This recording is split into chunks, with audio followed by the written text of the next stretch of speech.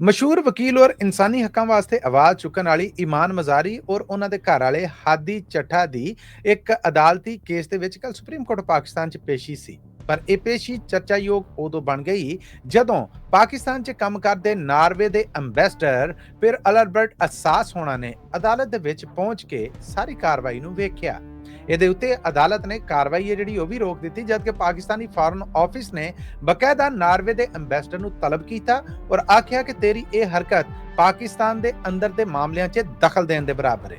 ਜਦੋਂ ਨਾਰਵੇ ਦੇ ambassador supreme court ਦੇ ਅਹਾਤੇ 'ਚੋਂ ਬਾਹਰ ਆਏ, ਵਕੀਲਾਂ ਨੇ ਪੁੱਛਿਆ ਕਿ ਤੁਸੀਂ ਕੀ ਕਰਨ ਆਏ ਸੀਗੇ, ਤੇ ਉਹ ਵਕੀਲਾਂ ਤੋਂ ਬਾਅਦ ਪੱਤਰਕਾਰਾਂ ਦੇ ਕੋਲ ਗਏ। ਪੱਤਰਕਾਰਾਂ ਵੱਲੋਂ ਵੀ ਉਹੀ ਸਵਾਲ ਪੁੱਛਿਆ ਗਿਆ ਤੇ ਉਹਨਾਂ ਨੇ ਜਵਾਬ ਦਿੱਤਾ ਕਿ ਮੈਂ ਤਾਂ ਸਿਰਫ ਅਦਾਲਤੀ ਕਾਰਵਾਈ ਵੇਖਣ ਆਇਆ ਸਾਂ।